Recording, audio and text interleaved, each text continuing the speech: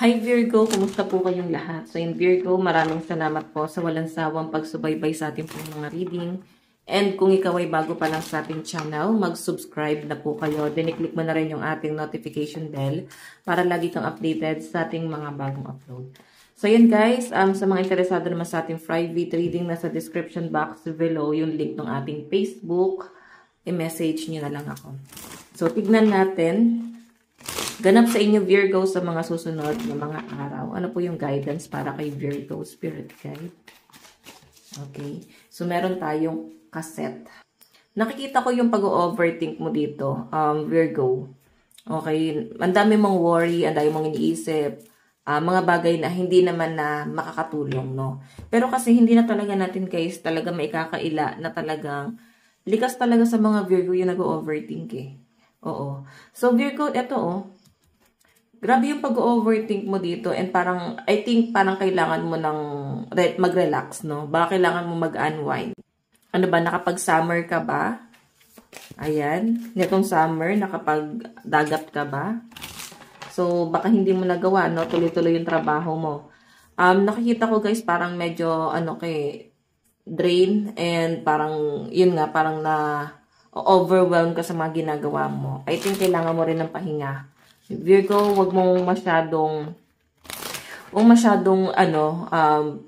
pilitin yung sarili mo. Baka kailangan mo rin ng pahinga. Okay? Sige, tignan pa natin Virgo. Virgo, Sun, Moon, Rising, and Venus sign.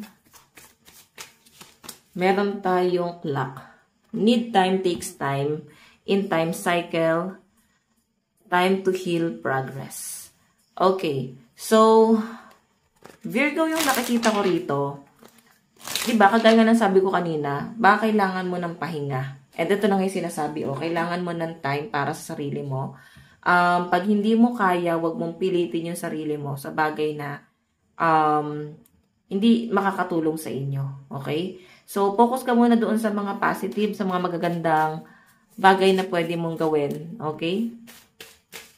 So, siguro iba sa inyo medyo, frustrated ka na sa everyday routine mo, no? Ulit-ulit na lang yung routine mo. Walang pagbabago nangyayari. So, parang feeling mo, ganun at ganun pa rin. Parang kahit magpahinga, wala, mag-overthink ka pa rin, no? So, titignan natin ang time yung wino-worry ngayon, Virgo. Virgo, Sun, Moon, Rising, and Venus sign. Cupid's arrow. Naku, may nakikita ko ditong someone new or pwedeng meron kang connect na someone na wala kayong label, okay? Pwedeng isa to sa nagpapa-overthink sa inyo, isa to sa, kung hindi naman kay someone new, pwedeng dati pa, okay? Pwedeng karelasyon mo na siya talaga ngayon. Virgo, nakikita ko na parang lagi kayong bumabalik sa umpisa. Ano ba yung ibig natin sabihin dito? Parang hindi nagmamatured itong relationship na to. Okay? Siguro kailangan nyo lang talaga ng bonding or time together. Baka kulang na lang talaga guys sa sa bonding itong relationship na to, lalo na kung kayo ay LDR. Nandun yung pag-overthink mo. So, pwedeng may mga Virgo dito na parang napapaisip kayo, bakit nangyayari sa inyo to? Okay? So, ito, patungkol to sa love, itong pag-overthink mo na to. So, marami kang option, yun yung pinapakita sa akin, Virgo. Pero hindi mo, hindi mo siya magawa, no? Yung mga option mo na yan. Kasi, nakapokus ka dito Okay? Tignan pa natin Virgo, Sun, Moon, Rising, and Venus sign. Meron tayong the snake, competition, enemy, clever, malicious, look over your shoulder, the other woman. Okay, so Virgo yung pinapakita sa akin dito.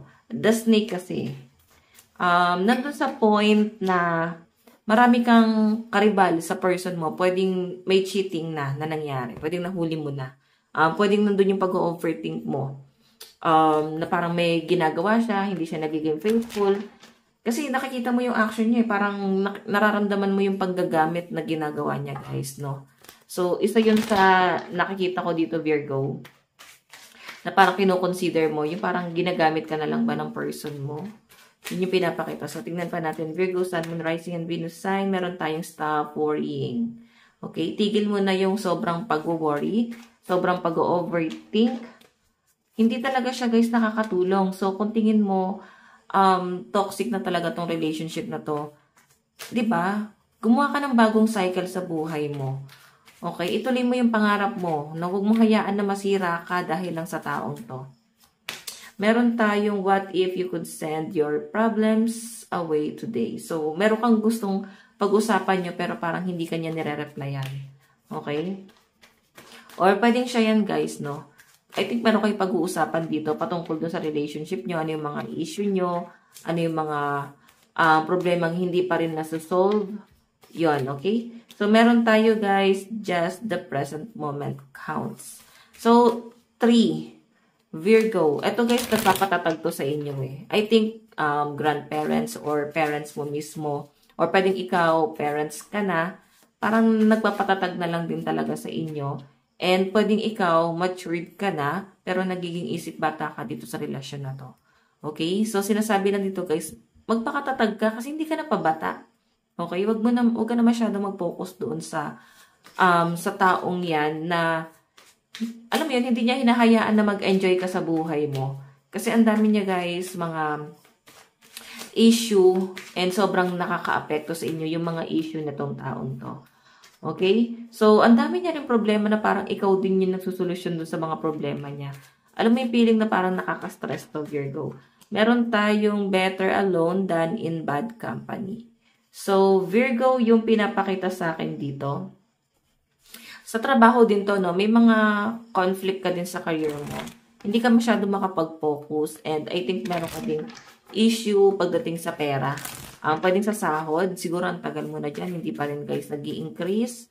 Or pwedeng may mga pinangako sa'yo yung company, pero parang ramdam mo na hindi na nila guys tutuparin, no? Tutuparin pa yung pangako na yon, okay? So, I think nakakaisip ka na mag-change ng career or mag-start ng business. Okay, sige, tignan pa natin.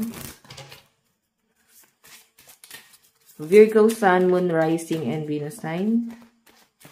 Meron tayong overcoming obstacle. You can overcome anything. Diba? Kaya mo eh.